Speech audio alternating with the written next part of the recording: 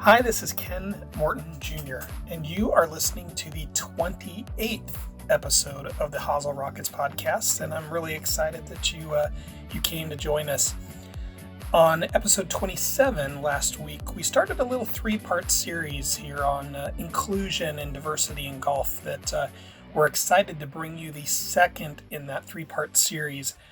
Our guest today is probably the foremost expert on that topic in the game of golf, and I'm really excited to share with you a conversation that we had with Sandy Cross. But I'll get into that a little bit. Everybody's asking kind of why is this important? Why is diversity, inclusion in golf and beyond golf so important? And I recently read an article in a Forbes magazine that I thought was important.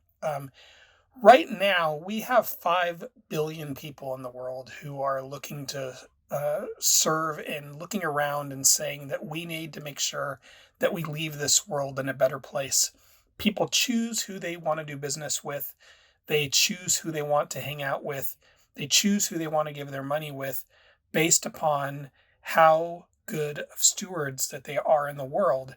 And that comes with everyday household and personal care products, but it also comes in the games that they play, the things that they do, the places that they go. And as a result, it's part of golf. Also, we make a very deliberate decision to build things like sustainability, equality, inclusion into the decisions that we make in everyday life. And the places that do it better, we want to be more part of. The places that do it worse are places that we don't give our business to or that we don't want to be involved in. And golf as a game historically has done exceptionally poor on that. And Sandy will give a little hint on why that is, and with the PGA of America in particular. But they have since taken a really big leadership role in trying to create inclusion in the game of golf. It's extremely important. They're dedicating tons of resources, positions, money, activities, all kinds of other resources to make sure that the game is open up to whomever wants to play it. We really love to build a strong sense of connection and belonging in our culture, and golf isn't different. We want to be able to do that within this game that we come to love as well. One of the biggest challenges that we face is inviting diversity and inviting gender inclusionary efforts into the game of the golf, because it's forever been thought of as a rich white man's sport. And to a certain degree, it has been. And we need to break down those walls if we're going to continue to grow the game and pass on this passion for the game that everybody has. And if you're listening to this podcast, certainly would include you as well. Our guest today is a member of the PGA of America staff since 1996, and her name is Sandy Cross. She serves in the newly created position of Chief People Officer. Cross leads the PGA initiatives regarding its most important asset, its people. She's charged with enhancing a purpose-driven and values-based culture as the PGA of America strives to be personally fulfilling and meaningful to a multi-generational team. And what does that mean? She's been tasked to create more diversity, both in the workplace on the PGA of America side, as well as in the industry as a whole. In her role, she oversees the inclusion and diversity goals of the PGA of America and the human resources departments. Earlier in her career at the PGA of America, she was the senior director of inclusion and diversity, during which time she launched the department and laid out the strategic plan for driving its integration efforts across all lines of the business. So literally, she is taking this effort from the ground up, and she's having, as you're going to hear later, major successes in her goals. In her prior role as the Director of Women's and New Market Initiatives, she led the groundbreaking Connecting with Her strategic initiative to attract and retain women in the sport. And That was a groundbreaking evolution for the PGA of America. She's attracting new people into the game of golf, as well as new people into the industry, where to act as instructors and teachers and executives and general managers and all that kind of stuff, of which you're going to hear one in next week's podcast. She was also the PGA's Director of Business Development, where she secured and cultivated some of their long-standing corporate partnerships. She has a Master's of Sport Administration from Kent State, a Bachelor of Arts in Legal Studies from the University of Buffalo, and she also was a collegiate volleyball player for 4 years and loves the game of golf. We're super excited to have Sandy Cross on our podcast today, and without further ado, let's dive into that interview. All right, well, I'm here with Sandy Cross with the PGA of America, and Sandy, thank you so very much for spending a little time with us this morning. Ken, it's my pleasure. Thank you for the opportunity. You have a very unique role within the PGA of America, and hopefully for our listeners, maybe we could start with that and kind of maybe talk about kind of what you're doing for the game of golf. Sure, absolutely. So I have the good fortune of being our Chief People Officer at the PGA of America, and I oversee two primary functions or efforts. One is our people team. So we are focused on a shared values-based culture at the PGA of America, making sure that we are values-based as we pursue our mission to serve our PGA members and grow participation in the sport of golf. And very much related to that and really inextricably linked to that are our efforts in the inclusion and diversity space. So people and culture and inclusion and diversity. And our ultimate goal, Ken, on the inclusion and diversity side is to create a game and a golf industry workforce and a golf industry supply chain that better reflects the demographics of America. So you're kind of the hub of the wheel kind of on two separate things. There's the golf professionals and trying to create a diverse group of teaching professionals around the world, but then using that to then create more inclusive programming around the country as well, if I'm correct. Is that accurate? That is correct. And our more than 28,000 PGA professionals, the lion's share of them, I believe 95% of them are male and 90% of them are Caucasian. So when we think about the demographics of the PGA of America membership, the demographics are still pretty homogenous from a gender standpoint and a race and ethnicity standpoint.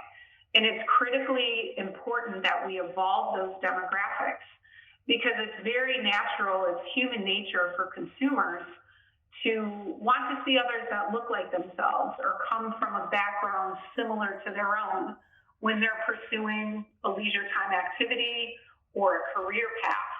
So evolving the composition of the PGA of America membership is really important to the entire sport's ability to attract and retain the next generation of golf consumers in this country and to frankly sustain the business at the national and local levels. So on that side of things, what kind of things is the PGA of America doing to attract women professionals and people of color and trying to diversify the ranks of the PGA pros? So on the workforce development or workforce diversification front, which includes the PGA members that you talked about, as well as the broader golf industry workforce. You may know there's approximately 2 million jobs in golf annually. So evolving the composition of all those workers is critically important. There's a number of things that we're doing. One of the signature programs, if you will, is called PGA Job Match. And as we think about the PGA of America major spectator championships, such as the Ryder Cup, the PGA Championship, the KPMG Women's PGA Championship, for example, when those championships are deployed, there are hundreds of ships on a daily basis that need to be filled to kind of build and power those quote unquote cities. So there's a lot of opportunity for skilled and unskilled labor through PGA Job Match for individuals from a variety of backgrounds and abilities to avail themselves of full-time and part-time paid employment opportunities surrounding those championships, leading into the event, during the event, and sometimes post-event are those employment opportunities. And one thing that's really special about them, Ken, is it gives individuals the opportunity to see up close and personal the operations of those championships and what it takes to build and power those championships. And it's a variety of roles. And in many of the roles do not require golf background, knowledge, ability, or experience.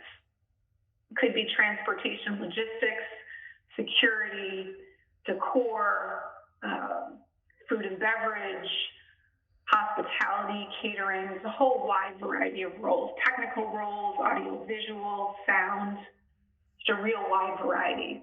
So that's PGA Job Match is at the forefront of our efforts to diversify the industry workforce.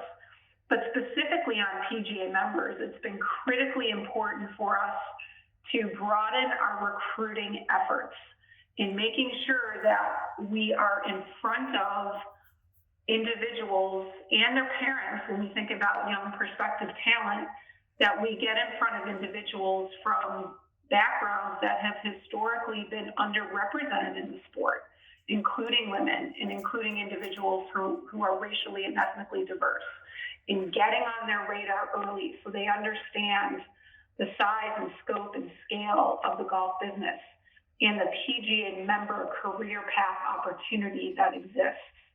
It's really, really important. And as you know, in order to become a PGA professional, accredited as a PGA professional, you have to pass our playing ability test. So it's critically important that the PGA of America and really everyone who is working in the golf space, that we are filling the pipelines of youth programs with more girls and more youth of color, because those girls and those youth of color need to learn the game of golf at an earlier age, so they develop the skill and the proficiency to play the sport at a pretty high level and pass that playing ability test, which is a critical step on the pathway to PGA membership. I know for us, we're always on the lookout for female golf professionals. It seems like, as soon as they come on to our teaching staff, which we have a big teaching staff of 18 pros, their books are almost filled instantaneously. And, the need is so big out there for female instructors. I'm interested to know if, you guys are fairly early in on this process, if you've seen some success stories so far. There has been growth, absolutely, on the women's front, and more women are considering and entering into the PGA member career path, both on the coaching and teaching side of the game, but as well as on the business operations and executive management side of the game. There's definitely growth there.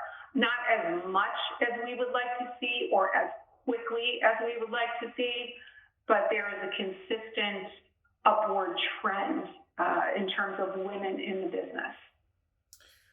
Flipping over to kind of the backside, once we're getting more females and more people of color into the teaching ranks and golf professional ranks, are you seeing programming on the backside that is more diversified and more broad in its scope of attendee? We are, and it's interesting because as terrible as the pandemic has been for individual lives and businesses around the globe, the sport of golf and the business of golf has really benefited in the face of the pandemic. And it almost feels a little awkward or uncomfortable to say that the sport has been somewhat of a beneficiary, but golf has provided an activity that consumers from all backgrounds and all identities and abilities can engage in a very responsible way in an outdoor setting. So it's something that consumers were able to turn to in the midst of, lockdowns and all the things we experienced throughout the pandemic. So there's been an uptick in new golfers as well as returning golfers who maybe have left the game for quite a while, and an uptick in participation and trial of the sport across many dimensions of diversity and a variety of individuals. And it's really important right now for the golf industry to make sure that this isn't just a moment in time. We need this to be a movement. All of the individuals that tried golf for the first time during the pandemic or returned to golf during the pandemic, we have to be very focused on what are we going to do collectively to retain those individuals in the game for the long haul. So that's a really big focus right now. The golf industry has come together and launched a marketing movement for a multi-year movement called Make Golf Your Thing. And that's really the whole premise, is we want everyone, every individual, regardless of background, to make golf their thing on whatever form, fashion, or terms they want to engage in the sport. It's your game, your way, however you want to consume it, but make golf your thing. With, if you're a, junior golfer that's maybe getting towards the end of your high school or collegiate career, or even a parent, or even maybe a general manager at a club, and you're wanting to be more involved in diversifying the professional ranks, and having a broader scope of folks working at your facility, where's kind of a good starting point for them? I think it's important to take a multifaceted approach. For many years, the industry was solely focused and laser focused on what we would call growth of the game, or player development opportunities, club in hand experiences. And that's critically important, but it's also important to look at diversifying your workforce, look at diversifying your procurement or supply chain. When you're thinking about, for your business, securing goods and services that you need to operate the business, invite in some local and diverse-owned businesses to participate in that bidding opportunity. That's such a great suggestion. Pardon me? That's such a great suggestion. Oh, thanks, Ken.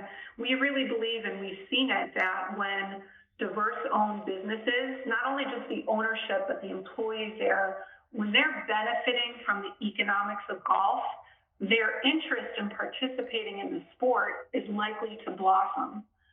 So that we believe that vendor inclusion and supplier diversity can really be a driver for growth of the game. So what I'm trying to say is take a broad-based approach beyond player development programs, look at the facets of your business operations through a lens of inclusion. And then the other thing I would share with your listeners is that an invitation is powerful. And if you think about the sport of golf, it is a sport of invitation. And almost every single individual that plays golf was invited out that very first time by another golfer. There's a story there. Who invited them to the course or the range that very first time? So if we think about the individuals that are currently in the sport of golf, playing the game, working in the business, they're in a very powerful position to extend invitations to individuals from backgrounds that are different from their own. So just really encourage people to leverage that powerful invitation. I think it can be incredibly compelling from a growth standpoint for our industry. You've talked kind of in some really, great broad scopes of kind of industry as a whole.